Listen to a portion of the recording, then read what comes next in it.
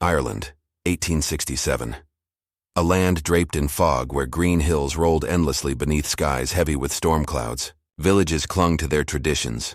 Priests rang church bells to mark births, weddings, and deaths, and superstition lived alongside faith like shadow and light.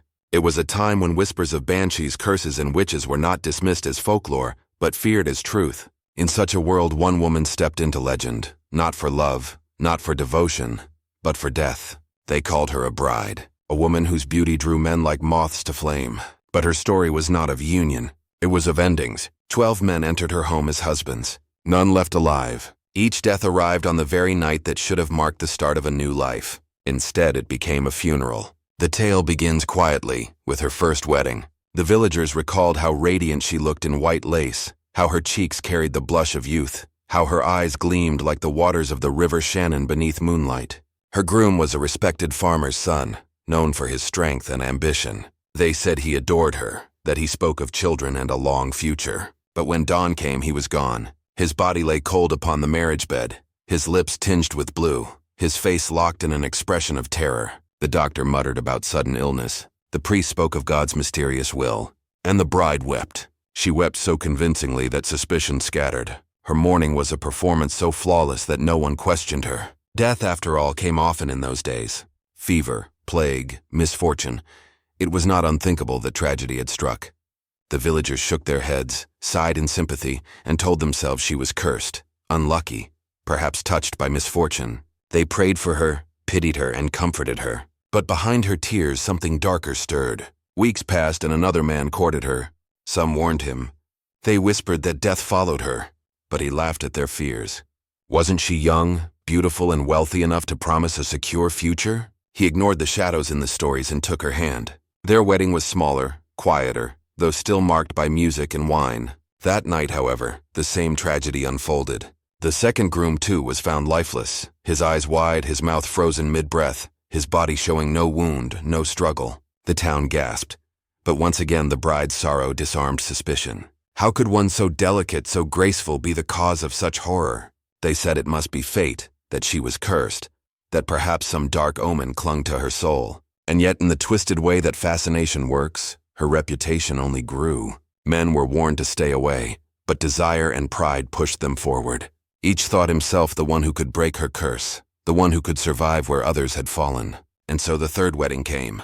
By now the whispers were louder. Some villagers refused to attend. Others crossed themselves as she passed in the street. But still, the music played, the vows were spoken, and the bride smiled as though nothing in the world could touch her joy. By dawn, her third husband lay cold, another victim of a pattern too precise to ignore. This time, fear truly settled over the village. They whispered not just of curses but of evil. Some said she poisoned their wine. Others claimed she made deals with forces no priest could name. And some, darker still, swore she was no woman at all but a demon clothed in silk and lace. Yet none dared accuse her openly, for each time she wept her grief seemed genuine. Her cries echoed through the church. Her hands clutched rosaries until her knuckles bled, and her black veil became a symbol of tragedy rather than guilt. The deaths continued. One by one, 12 men entered her bedchamber as husbands, only to leave as corpses. 12 funerals followed 12 feasts. 12 coffins were lowered into the earth, each one filled with the promise of a future snuffed out in a single night. By now her name had become legend. Mothers warned their sons not to be lured by her beauty. Fathers whispered tales of her at taverns, calling her cursed, damned, or worse. Some believed she carried poison sewn into her bridal veil, dusting her husband's lips with death in their first kiss. Others spoke of ancient rituals, of midnight prayers spoken in tongues older than the village itself. And some, who had seen her late at night by candlelight, swore they heard her chanting to something unseen, her face lit by flame, her eyes unblinking. But none of this could be proven. The priests preached against gossip, urging the town to leave judgment to God. The constables shrugged, pointing out that no marks, no wounds, no poison traces were ever found. The doctors shook their heads, baffled by deaths that had no medical explanation. And so the legend grew, fueled not by answers but by silence. The people wondered why she continued to marry. Was it greed? Was it compulsion? Or was it hunger for something no ordinary heart could desire? Each time she chose a husband, it was as though she was weaving another thread into a tapestry of blood. And yet she remained untouchable, both feared and desired, condemned and admired. For such is the power of beauty when draped in mystery. The villagers began to avoid her. Doors closed when she passed. Children were pulled away from her shadow. But always there was one man, one suitor willing to risk it, blinded by the curve of her smile, the softness of her voice, the promise of her dowry. And each time the pattern repeated: wedding, feast, nightfall, funeral. It became a rhythm, a drumbeat of horror echoing through the Irish countryside. By the time her 12th husband was buried, she had become something more than a woman. She had become a story, a tale told in taverns around hearth fires, whispered to children as a warning. Beware beauty, for it may carry death. Beware love, for it may hide blood. In the shadows of Ireland's hills, they said her ghost still walks, searching for another groom, her veil trailing like smoke, her eyes hunting for another victim. Whether she was cursed, cruel, or consumed by forces beyond human comprehension, no one could say. But her story endured, etched into the memory of the land. This is her legend, the bride who promised love and delivered only graves. Ireland in the 1860s was a land of contrasts. On the surface, beauty flourished. Emerald fields rolled toward gray seas, stone cottages huddled under thatched roofs, and farmers worked tirelessly to pull life from the soil. But beneath the pastoral charm lay scars carved by famine, poverty, and superstition. The Great Hunger had left its mark not long before, and people clung to faith and folklore for survival. Life was fragile, and death was always near. In this world, the bride was born.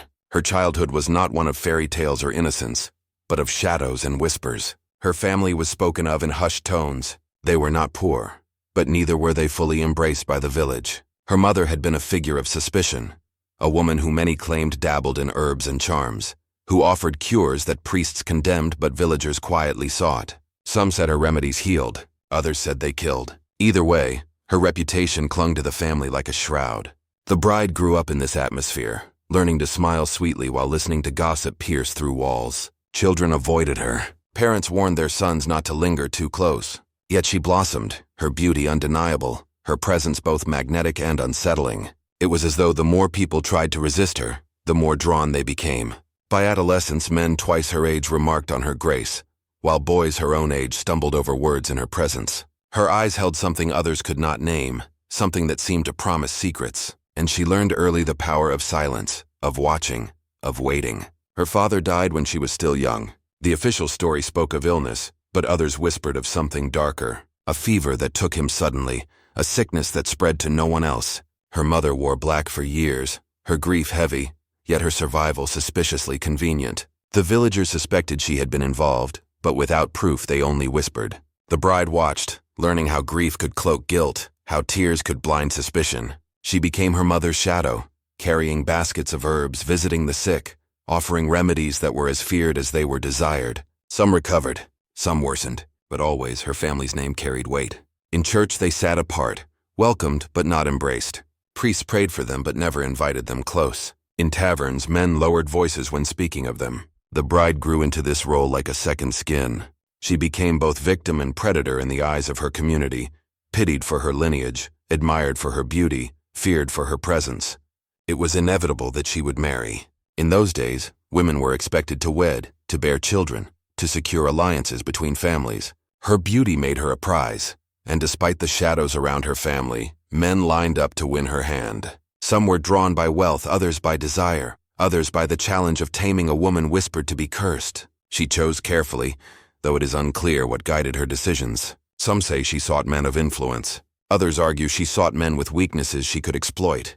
Her first husband, the farmer's son, was respected, hard-working, and devoted. His death set the stage for everything that followed. The village buried him with sorrow and suspicion, but her tears disarmed them. She had learned from her mother that grief could be a mask, that tears could be a shield. When her second husband died, people began to speak more openly, yet still no one acted. Fear held them back. If she was cursed, confrontation could spread that curse. If she was guilty, she was too cunning to be caught. And if she was something more than human, who would dare to provoke her? This silence gave her freedom. With each death, her power grew. She became untouchable, a figure of fascination. Men who should have known better still courted her. Priests muttered prayers, but the church had no proof, no power to stop her. And all the while, she wove her legend. Each marriage was another knot in a rope she wrapped around the village's throat. Her life became a pattern: joy, feast, vows, tragedy, mourning.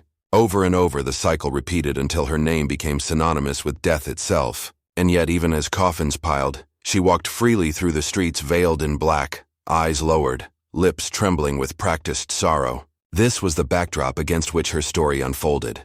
A land burdened by hunger and fear, a family shadowed by whispers of witchcraft, a woman who learned early that death could be hidden in plain sight. Ireland was no stranger to tragedy, but this was something different. This was not famine, not war, not plague. This was a bride who carried death in her embrace. And as the years passed, the villagers began to realize that she was no victim. She was the storm itself. The bride's legend was not only shaped by the deaths of her husbands, but by the silence that surrounded them. In a time when men ruled households, owned land, and controlled inheritances, it was unusual for a woman to outlive not just one, but many spouses, and retain their wealth. Yet she did. Each death brought her more comfort, more property, more whispers, but never punishment. Her ability to remain untouched by consequence became almost as frightening as the deaths themselves. People wondered how she managed it. Was it poison slipped into wine, tasteless and silent? Was it a pillow pressed against a sleeping face? Or was it something darker, a pact with forces no priest could challenge? The truth remained hidden, known only to her. That secrecy made her untouchable. Villagers began to fear her smile, to avoid her gaze. Even those who once pursued her beauty now crossed themselves when she passed. Yet strangely, men still sought her hand. Some believed they could succeed where others had failed. Some thought her cursed but not guilty, imagining that with prayer and faith they could survive her bed. Others were blinded by wealth and desire, thinking themselves clever enough to outwit her fate. Each one walked willingly into her snare. Their families watched with dread, powerless to stop the union.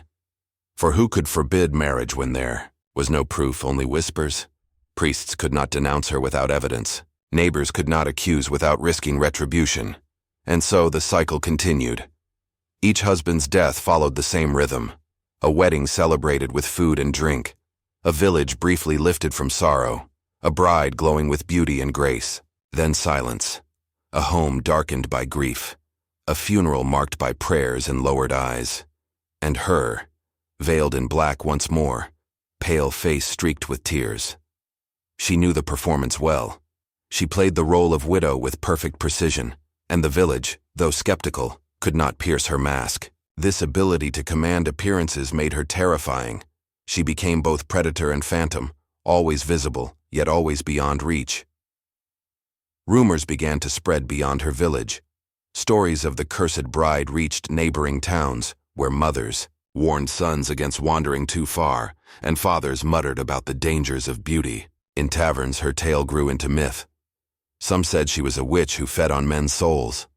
Others claimed she had been abandoned by love and now sought revenge. A few whispered that she was not human at all, but a banshee in disguise, walking among them until her wails would one day be heard across the land. These legends only deepened her aura. The line between truth and folklore blurred, and the bride herself seemed to embrace the confusion. The less people knew, the safer she was. And so, she allowed stories to flourish. They gave her power. They gave her distance, and most importantly, they gave her protection. No one dared confront what they did not understand. But while fear shielded her, it also isolated her. Though she was desired, she was never loved. Though she was admired, she was never trusted. Children were told to cross the street when they saw her. Women whispered prayers when she entered a room. Men courted her with trembling hands, more out of compulsion than devotion. Her presence became a paradox, longed for, yet dreaded, admired yet avoided. Perhaps this isolation fed her darkness. Perhaps each marriage was not just about control or wealth, but about punishing the world that had cast her into shadow since birth. Or perhaps it was simpler. Perhaps she enjoyed the quiet power of holding life and death in her hands, of watching strong men crumble under her silent will. Ireland itself seemed to conspire with her. Its landscapes of mist and stone lent her story an atmosphere of inevitability. In the green valleys and windswept cliffs, tragedy felt natural, as though the land itself expected sorrow. Superstitions thrived in such a place, and the bride embodied them. Every gust of wind through the churchyard, every candle extinguished without warning, every raven perched on a fence became linked to her. She was no longer just a woman. She was an omen. By the time she reached her 12th husband, her name was legend. The village no longer even celebrated her weddings with full joy. The feasts were quieter, the laughter subdued. People attended because tradition demanded it, but fear clung to every smile. They knew the ending before it came. They knew another coffin would soon be lowered into the earth. Yet still, no one stopped it. That was her greatest triumph. Not only did she kill, but she made her community complicit. Their silence protected her. Their fear became her shield. And in that silence, she thrived. Her story became inseparable from Ireland's own tapestry of folklore. Just as banshees wailed and fairies lured travelers into forests, the bride lured men to their graves. Only she was no myth. She walked among them. She lived in their village. She spoke their language. And she smiled as she buried her dead. The background of her tale is not simply one of murder. It is one of a society too bound by fear and superstition to act. It is about a community that watched death repeat itself 12 times and still whispered instead of shouting. It is about a land where beauty could be both gift and curse, where tragedy could be disguised as fate, and where one woman turned silence into her deadliest weapon. This was the world that shaped her, the soil from which her darkness grew. She was not a creature of fantasy, though her legend would one day sound like one. She was flesh and blood, cunning and ruthless, a bride who made death her companion and marriage her hunting ground. And in Ireland's long memory of famine, sorrow, and superstition, her story found a place it would never leave. The first deaths had been explained away as fate. Ireland in 1867 was no stranger to tragedy, but fate cannot strike in the same pattern again and again without stirring whispers. By the time the bride had buried her second husband, the villagers began to sense something unnatural weaving itself through their lives. People told stories in taverns, always in lowered voices, afraid that even speaking her name aloud might draw her attention. They said the air around her cottage was different, that birds refused to land on its roof, that animals grew restless when passing near. Superstitions thrived in such soil, and she seemed to water them with every glance and every gesture. The feasts of her weddings became grim memories, each banquet table a prelude to a funeral. Priests tried to bless her house, but still the cycle continued. Some said she brought bad luck. Others swore she brought death itself, wearing a bridal veil as her disguise. Children whispered that she had a black book hidden under her bed, a book of spells passed down by her mother. Old men muttered that no man should ever lie beside her, for none would live to see the sunrise. Fear took root, but fascination kept men near. With each marriage, the village waited in dread for the inevitable. The bride played her part well. Her sorrow was convincing, her tears sharp enough to cut suspicion to pieces. She wore her widowhood like a second gown, black veils covering the cruel satisfaction that may have hidden beneath. Neighbors brought her bread, offered prayers, pitied her loneliness. They never realized that their pity was her weapon. Whispers grew darker. Some claimed she poisoned wine with herbs. Others claimed she used oils to suffocate her husbands as they slept. But no one ever saw her do it. And with every death her legend swelled. Suitors still came. Whether out of arrogance, lust, or greed, they courted her. Each thought he would be different, that whatever curse had claimed the last man would not touch him. Each man believed he was clever enough to survive her. Each was wrong. The village itself began to rot under her shadow. Weddings that should have been joyous became omens of doom. Funeral bells tolled too often. Priests lost faith in their own prayers. It was as if she had infected not only her husbands, but the very heart of Ireland's countryside with her presence. By her fifth marriage, no one dared speak against her openly. Fear chained their tongues. They told themselves she was cursed, not guilty. It was easier to believe in misfortune than in deliberate murder. Easier to pray than to accuse. Yet behind closed doors they all knew. They all saw the pattern. They all counted the coffins. She moved through their midst like a queen of shadows, her beauty untouched by grief, her name both dreaded and irresistible. And so, the build-up continued, her legend rising with each husband lowered into the earth. By the time her sixth husband was lowered into the ground, the whispers had turned into something heavier, something like a curse hanging in the fog over the village. Yet still no one confronted her. Fear had taken on its own life. It was safer to look away, safer to mutter prayers, safer to call it fate than to speak the truth aloud. People said the earth around her cottage was poisoned, that crops near her fields withered faster, that cows grew sick if they drank from her stream. Mothers warned their children not to stare at her windows after sunset, for her shadow might follow them home. And still she continued. The rhythm of her life became terrifyingly predictable. A wedding, laughter echoing under low ceilings, a night of wine and candles, followed by silence, followed by mourning, followed by bells tolling from the chapel tower. Each husband seemed chosen carefully, though her reasons were never clear. Some were young, eager men chasing beauty.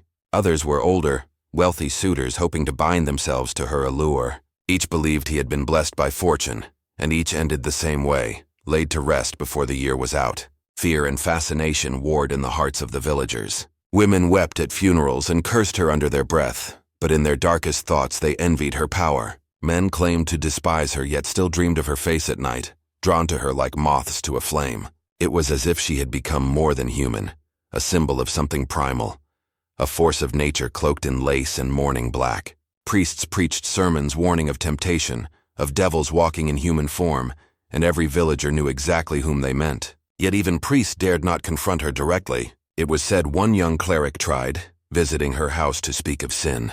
Days later he was gone, sent away to another parish without explanation. Some said he had been too shaken by what he saw in her eyes.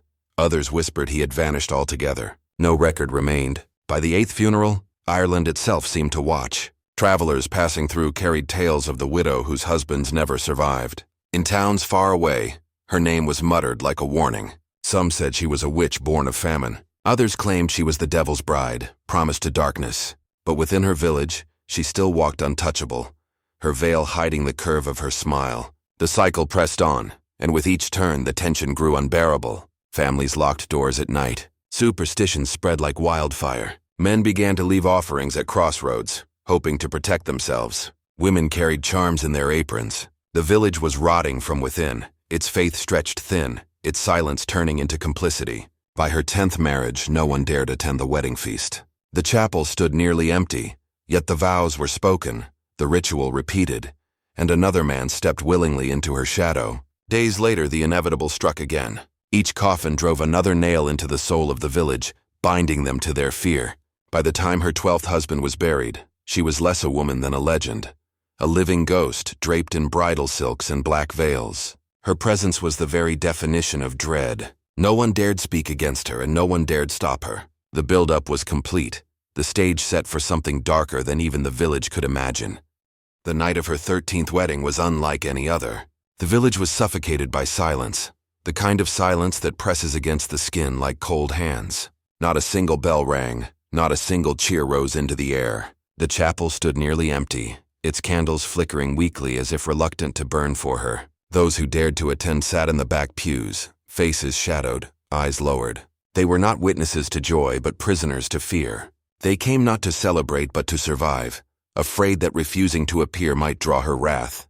The bride herself walked down the aisle and lay so pale it looked like woven frost. Veil upon veil shrouded her face, yet nothing could disguise the aura she carried with her. Each step echoed, a hollow sound that rattled the rafters and chilled the marrow of those present.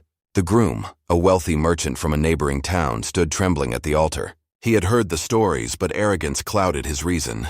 He believed himself stronger, wiser, immune to whatever curse clung to her. His pride blinded him to the reality reflected in the villagers' terrified silence. As vows were spoken, the priest's voice cracked. His hands shook so badly that the prayer book nearly slipped from his grasp. Still, the words were forced into the air, and when the groom kissed his bride, whispers stirred like dry leaves in a crypt. Some swore they saw the candles dim. Others claimed the air grew colder. When the ceremony ended, no one lingered. The feast hall that had once overflowed with song and wine now sat nearly empty. Only a handful of servants remained, their faces pale, their movements stiff with dread. The bride sat at the head of the table, her eyes glimmering through the lace, fixed on her husband with a hunger no food could satisfy. He smiled weakly, lifting his goblet, unaware that each sip might be his last. Midnight approached, and the village waited. Behind locked doors, families huddled together, whispering prayers to saints who had long since turned their backs. Some claimed to hear laughter drifting through the night,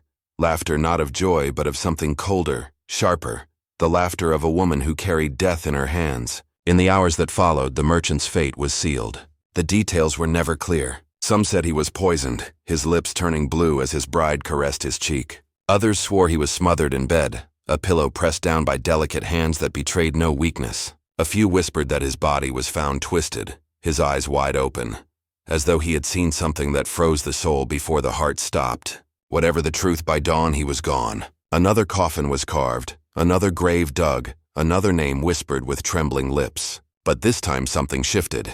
The village could no longer ignore what stood before them. 12 graves had been explained away as tragedy, as curse, as misfortune, but 13 carried the weight of certainty. The cycle could not be dismissed. The fear that had silenced them for years now boiled into something darker.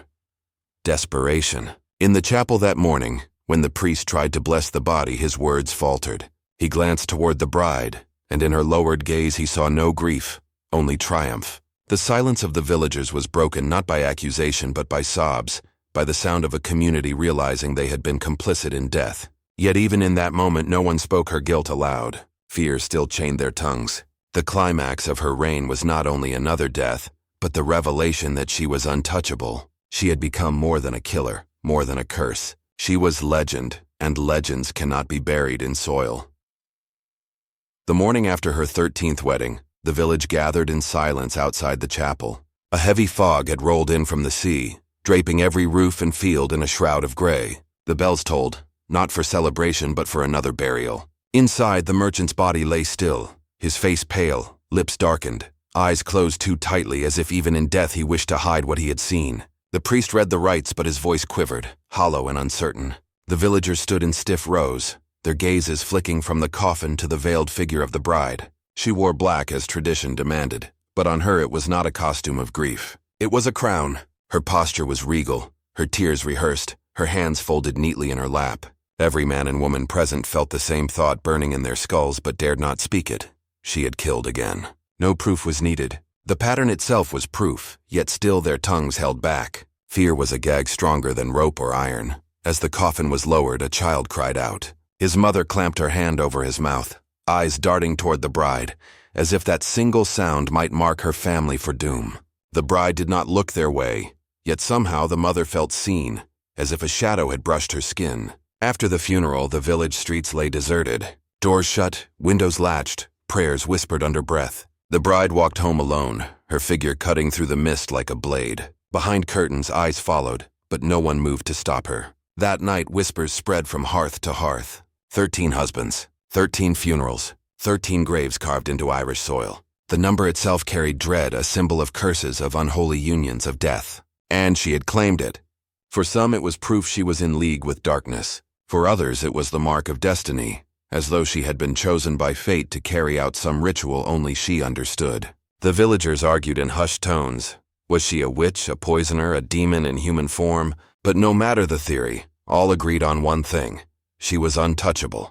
Days turned to weeks and her presence grew heavier. Markets emptied when she appeared. Children ran from the roads. Men who once admired her beauty now avoided her gaze, yet none dared confront her. The priest tried once more to gather courage, but sickness overtook him suddenly, a fever that burned through him in a single night. Some said it was coincidence. Others whispered she had silenced him as she had silenced her husbands. The cycle of fear grew thicker, feeding on itself. Yet behind the fear was fascination. Stories of her reached beyond the village, traveling with merchants and wanderers. In taverns miles away, men repeated the tale of the Irish bride who buried every man she wed. Some laughed nervously, others made the sign of the cross, but all leaned closer to hear the details. She was becoming legend, and legends draw power from every tongue that speaks them. Within the village, resistance withered. By now, even suspicion seemed useless. 13 deaths had not brought justice, so what could a 14th or 15th change?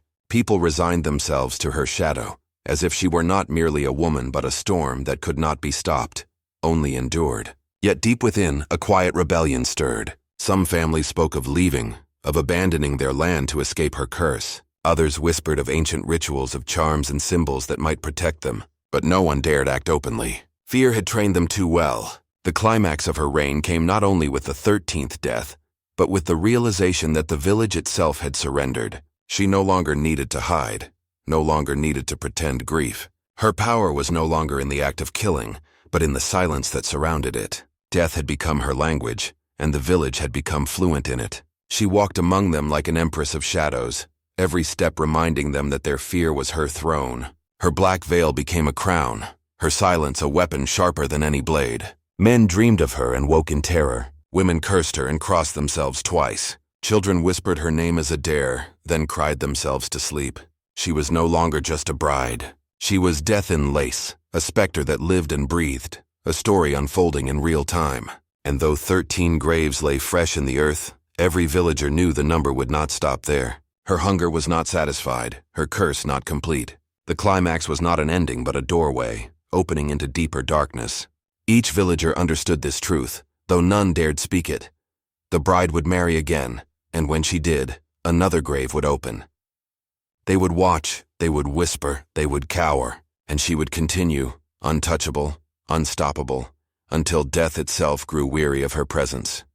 The 13th grave settled into the earth, and with it the village itself seemed to sink. Where once laughter carried across the fields, silence now ruled. Doors stayed bolted even in daylight. Windows shuttered as though sunlight itself had become dangerous. The air was heavy, not with weather but with dread, an invisible weight pressing on every chest. The villagers lived not in homes but in cages of fear, each family whispering only within its walls, never daring to speak too loudly, lest the sound reach her ears. And she, the widow of 13, walked among them like a queen stripped of all ceremony yet crowned in terror.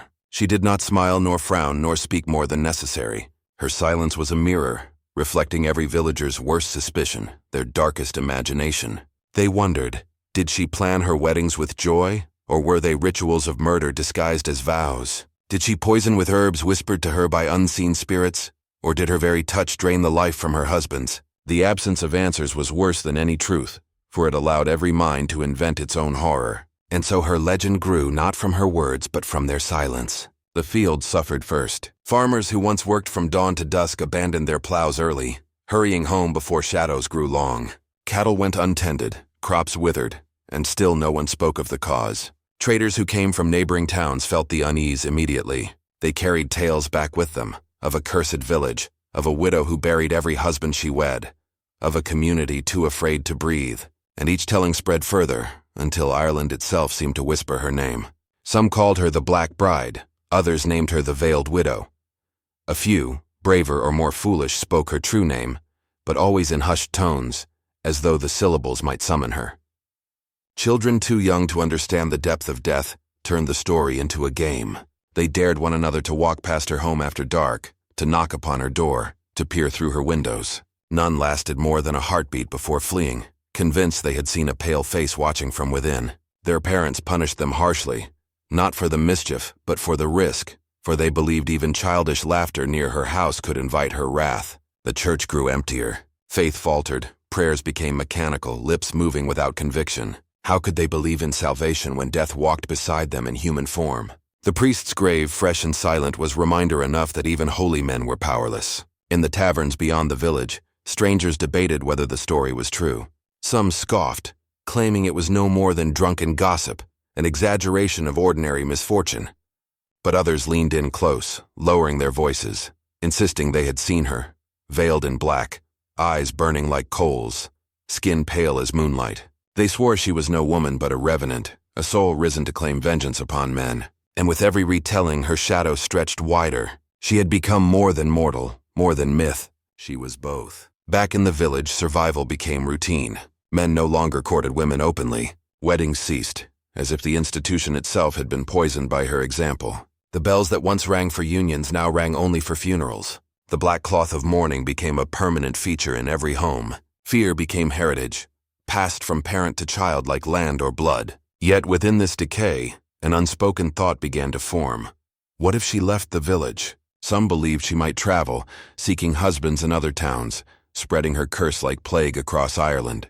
Others insisted she was bound to the soil where she had buried her 13 dead, unable to flee even if she wished. But all agreed on one thing: if she did leave, she would carry ruin with her. The world beyond their borders trembled at the possibility, though they knew it only in rumor. For the villagers, it was more immediate. Every day was lived in anticipation, in the sickening knowledge that the pattern was not complete. 13 was dreadful, yes, but who could say it was final? Perhaps 14, perhaps 20, perhaps endless. The horizon itself felt darker, as if time had bent under her shadow. The bride herself seemed unchanged. She went about her routines, drawing water, tending to her home, moving silently through the market. She paid for bread, nodded to merchants, carried herself with quiet dignity, yet her presence poisoned even the ordinary. A loaf of bread in her hand seemed like a ritual offering. A jug of water at her side resembled a chalice of blood. Everything she touched became symbolic, a reminder that death walked in human shape. The children of the dead men fared worst. Orphans grew in number, scattered across relatives' homes or left wandering the streets. Each bore the mark of tragedy, not in their features but in the way others looked at them. With pity, with suspicion, with the silent question of whether the bride's curse flowed in their blood. Some grew bitter, muttering her name with hatred. Others grew silent, mirroring the village itself. They became the living legacy of her work, proof that her reach extended beyond the grave. The land decayed alongside the people. Fields lay fallow. Animals died mysteriously. Storms struck harder. The villagers, unable to separate natural misfortune from her presence, attributed every failure to her. If a roof collapsed, it was her curse. If a child fell ill, her gaze had caused it. If crops failed, it was because her husbands lay restless beneath the soil. Whether true or not, belief was enough. Belief transformed every mishap into evidence, every sorrow into confirmation. She did not need to kill again. Her legend did it for her. And yet she did marry again. It came quietly, without announcement, without festivity. One day she was seen walking beside a stranger, a man not of the village, tall and broad, face shadowed by travel. The next day, bells rang faintly, not in joy but in warning. Another vow had been spoken. Another man had bound his fate to hers. The village held its breath, knowing the end before it began. That night no one slept. Candles burned in windows, rosaries clutched in trembling hands. Every creak of the wind was mistaken for a scream. Every shadow on the wall seemed to carry her face. And when dawn broke, it brought no relief. For the man was gone, vanished without a trace. Some said he had fled, realizing too late the fate awaiting him. Others swore they saw him carried into the earth, lowered into the 13th grave's shadow, his body hidden from sight. No evidence remained, only absence. But absence was enough. She had claimed again, proving the cycle had not ended. And so the aftermath of her reign was not recovery but deepening ruin. The village did not heal. It withered. The land did not forgive, it soured. And she did not fade into memory. She sharpened, grew clearer, more terrifying with each breath, each step, each silence. By then the villagers no longer prayed for her punishment. They prayed only for escape, for distance, for the mercy of being forgotten by her. But legends do not forget. They endure, feeding on fear, swelling with each retelling. And she was no longer just a woman of flesh and bone. She was a story, a curse, a ghost alive in daylight. And stories never die. The village became a monument of silence. Its streets, once filled with market cries and children's laughter, turned into corridors of fear where footsteps echoed like confessions. No one lingered. No one spoke freely. Every word seemed to invite consequence. Even nature itself mirrored the dread. Ravens gathered on rooftops, their black wings blotting out the sky as though drawn to the scent of death. Each caw was interpreted as an omen, each shadow a reminder that the curse was not finished. The 13th grave did not close the story. It only deepened it. Travelers avoided the roads leading into the village. Maps showed its place, but whispers warned against venturing there. To outsiders, it was cursed ground, an island of fear surrounded by superstition. To those trapped within, it was a prison whose walls were invisible but unbreakable. They were bound not by stone but by terror, a leash stronger than iron. Some villagers tried to flee. A family packed their belongings under cover of darkness, moving quietly through the fields, desperate to outrun her shadow. They never reached the next town. Days later, their bodies were discovered pale and lifeless as though drained of vitality, no wound visible. The message was clear: escape was impossible. Whether she killed them or fate itself bent around her curse, no one could say. But the result was the same. The village was bound to her forever. In their fear, some sought explanations. They whispered of pacts with demons, of ancient rites carried out under moonless skies, of a bloodline touched by darkness. Old women claimed her mother had been a witch, her grandmother before her, that the curse was inheritance rather than choice.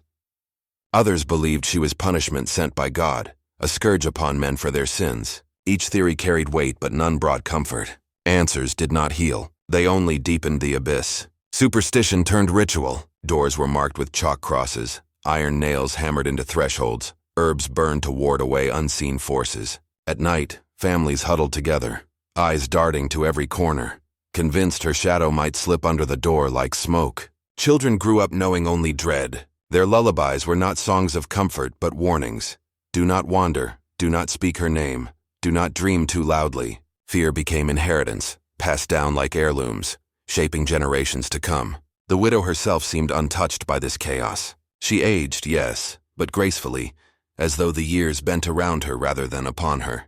Her hair, once dark, silvered slowly, but her eyes remained sharp, piercing, ageless. Some swore she grew more beautiful with every death, as though feeding not just on the lives of men but on time itself. Others whispered that she did not age at all, that what they saw was illusion, a mask worn by something eternal. If she heard their theories, she gave no sign. She moved through her life with quiet dignity, as though the weight of her reputation mattered little. She bought bread, mended clothes, swept her doorstep, simple acts that looked monstrous through the lens of fear.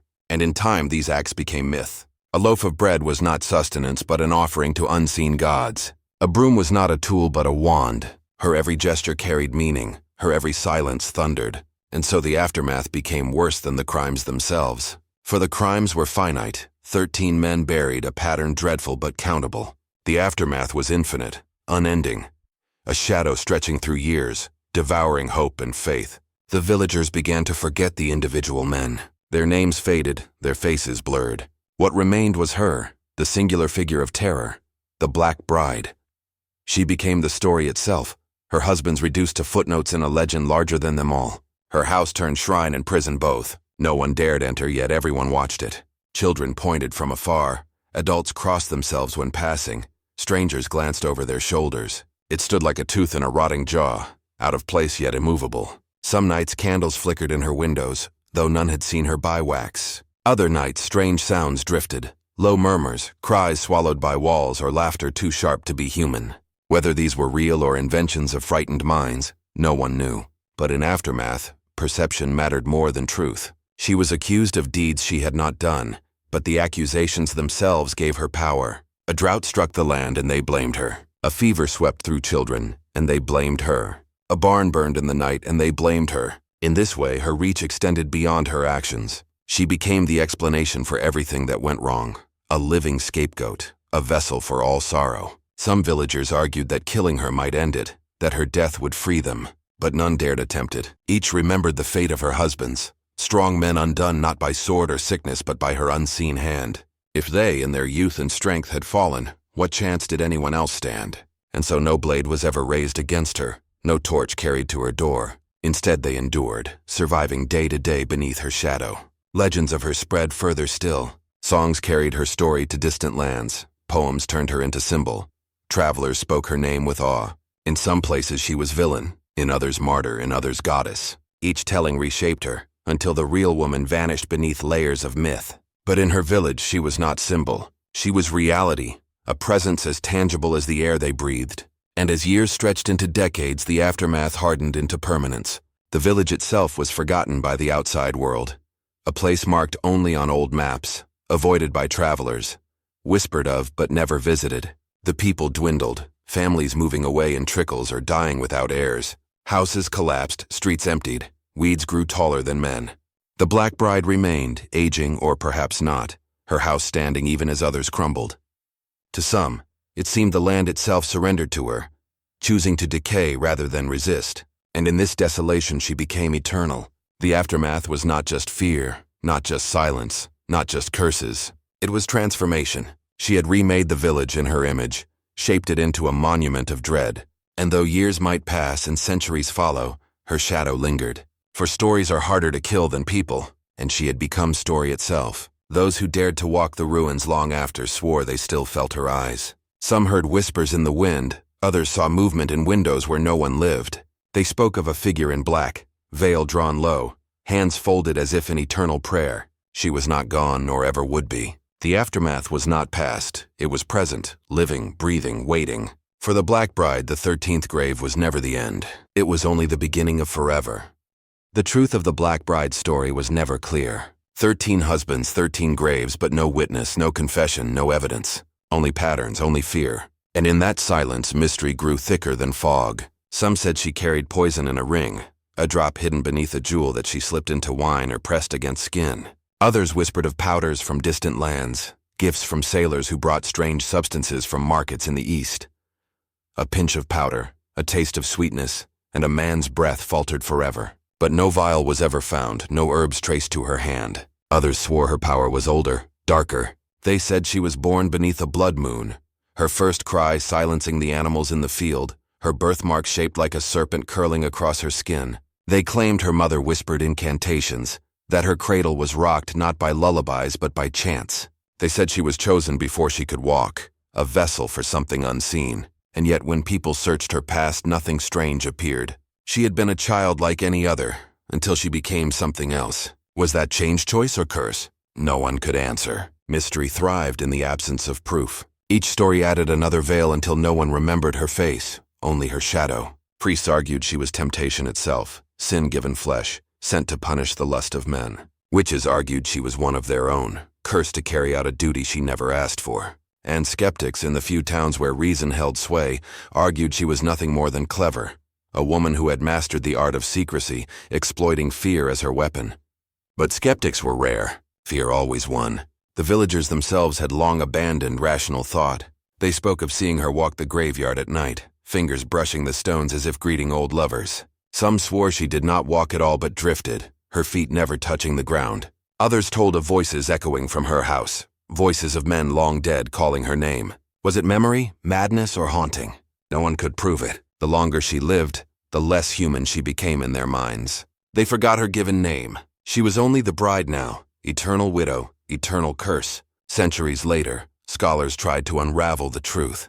They searched parish records, burial registers, court transcripts. 13 deaths were marked, yes, but none attributed to crime. Each man had been declared lost to natural causes, though the pattern screamed otherwise. Scholars debated, had the villagers been too afraid to accuse, or had the church protected her, preferring silence to scandal? One paper argued that famine had weakened the men, that disease had spread unseen. But the timing of each death, so precise on wedding nights, shattered that argument. Disease is cruel but random. Her pattern was deliberate. Others suggested she was a killer with motives clear. Wealth. Each husband left her coin, property, inheritance. Over time, her fortune grew. But if greed was the reason, why risk suspicion by marrying again and again? Why not take her winnings and disappear? Unless the marriages were not about wealth but ritual, each death a step in a design no one else could see. That theory gained weight among folklorists.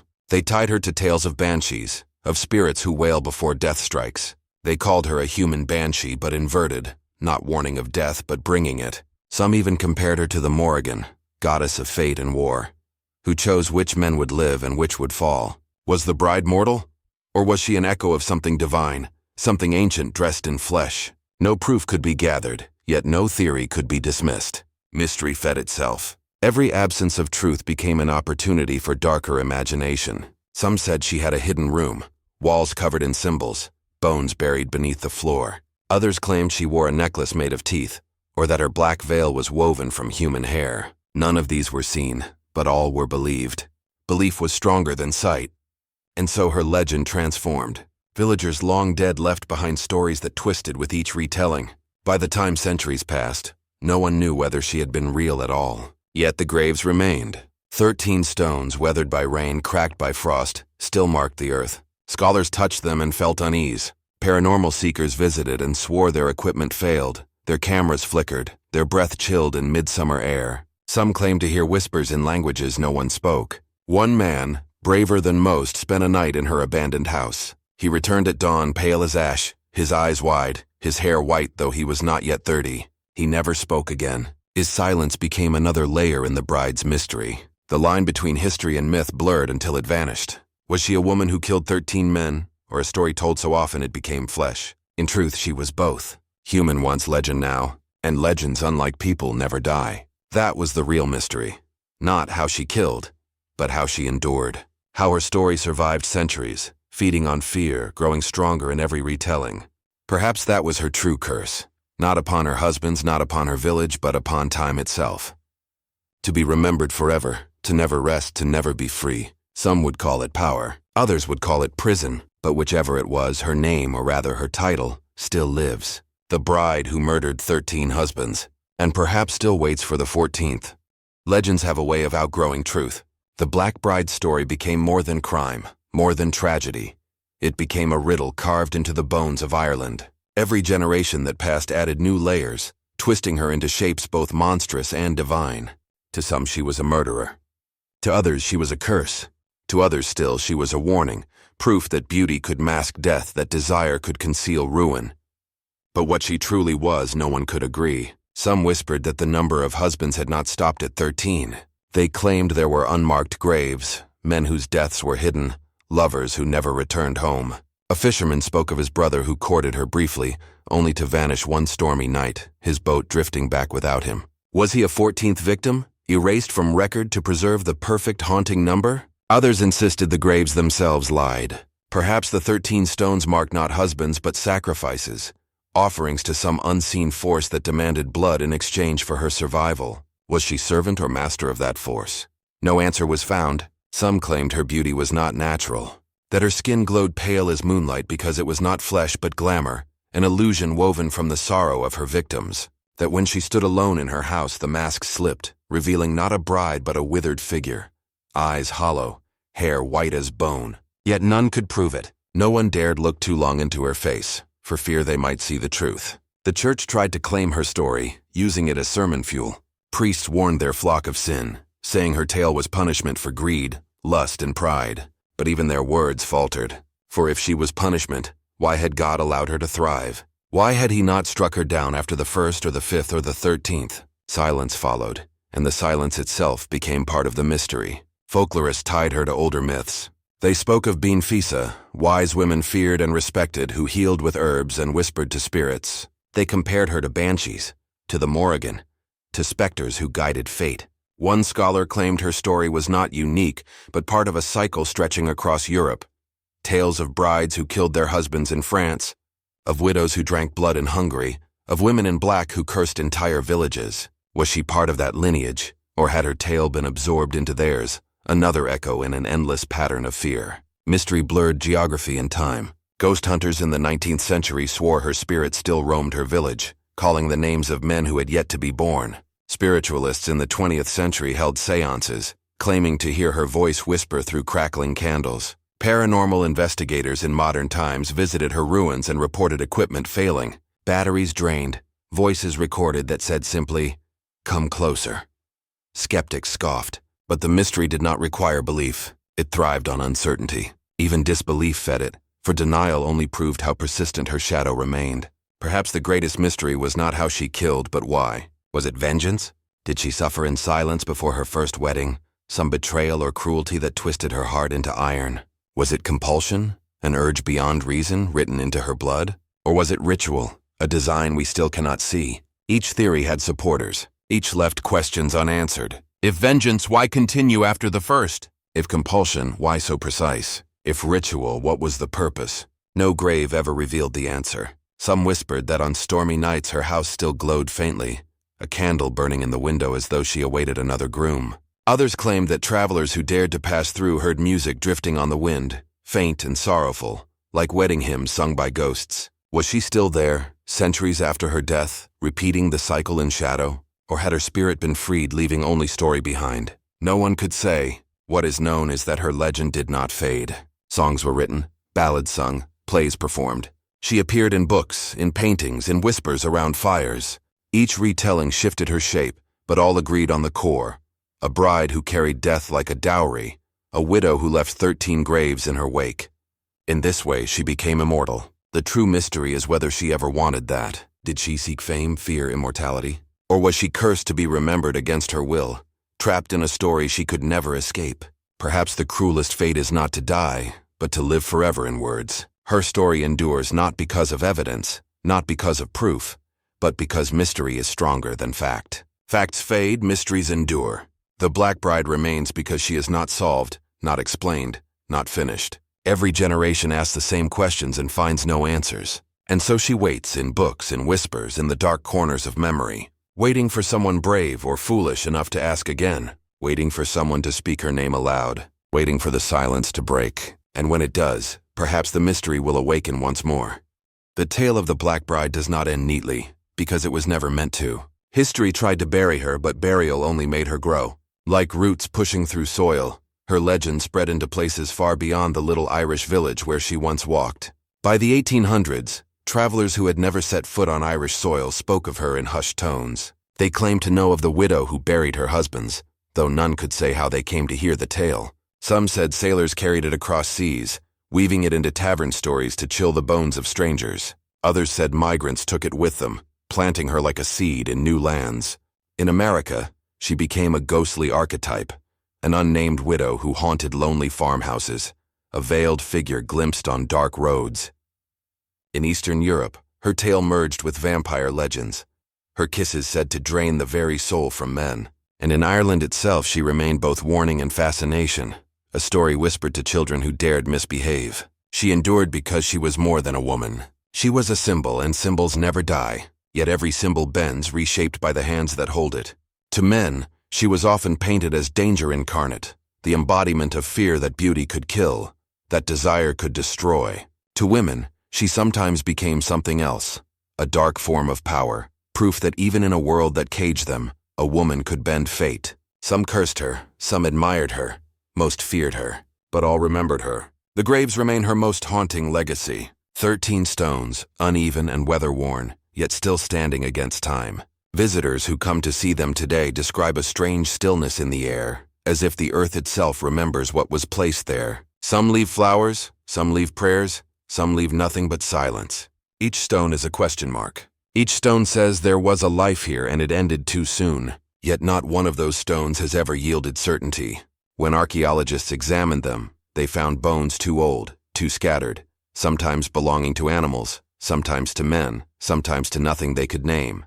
The graves refuse to give answers. Perhaps they never will. And so the mystery deepens. For centuries, storytellers have wrestled with one question above all others. Who was she really? Some argue she was a victim of myth-making, a real woman demonized by gossip. Perhaps she simply lost husbands to disease, to famine, to war.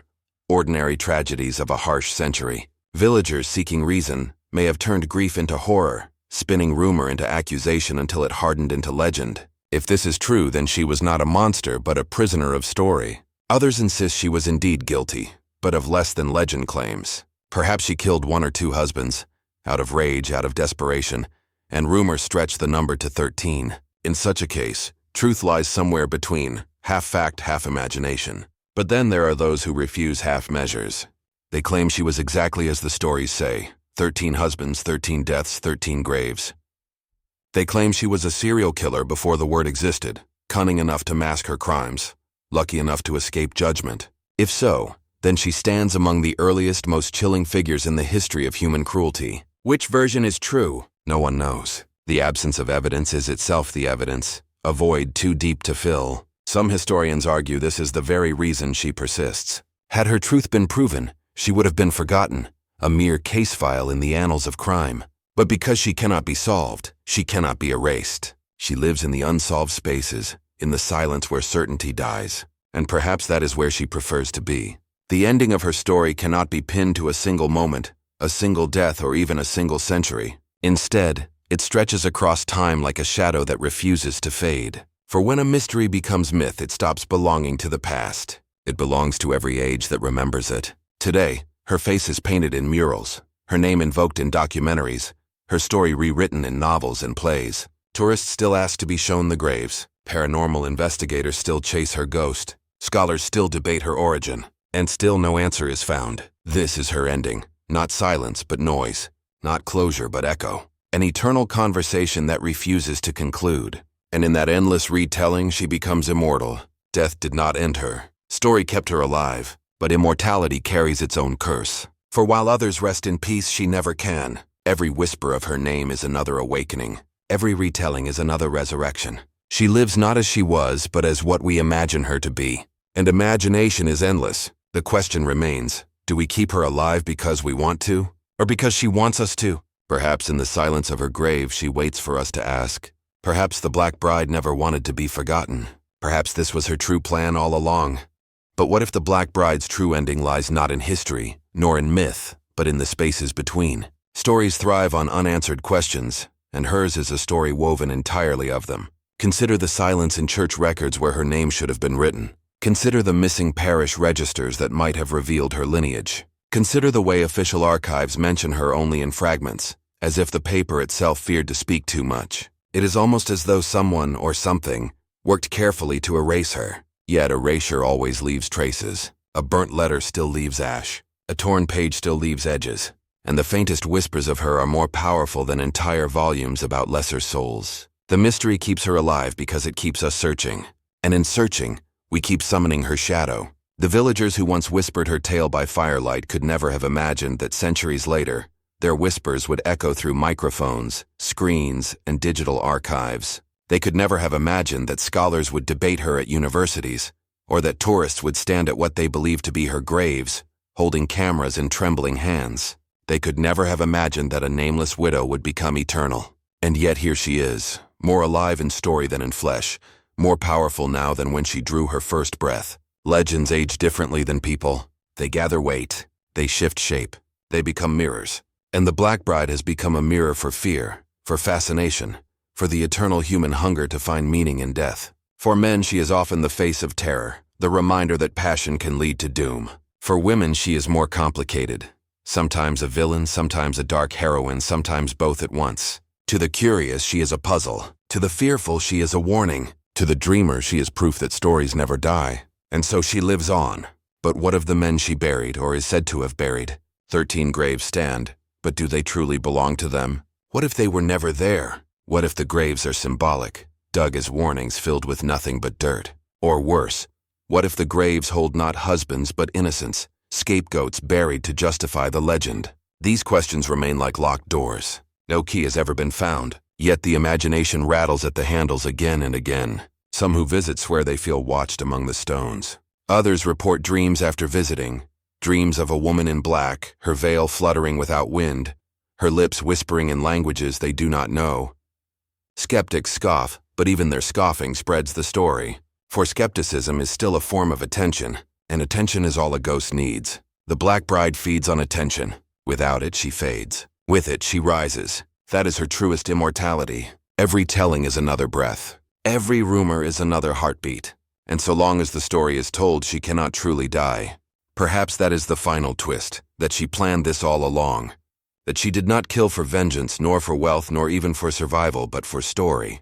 That she wanted to be remembered no matter the cost. If so, then she has succeeded beyond measure. The world does not recall the names of ordinary brides from 1867 Ireland, but the world remembers her. And if you close your eyes, you can almost see her. A figure in a dark veil standing among the graves, waiting for the next voice to tell her tale. Waiting for the next believer to give her power. Waiting, perhaps, for you. Her ending, then, is not really an ending. It is a circle.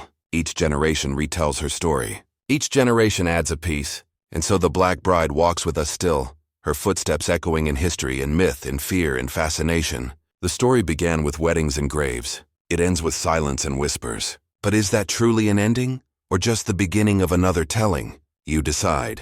For in stories such as this, the listener holds as much power as the teller, and as long as you are listening, she will never, ever be gone.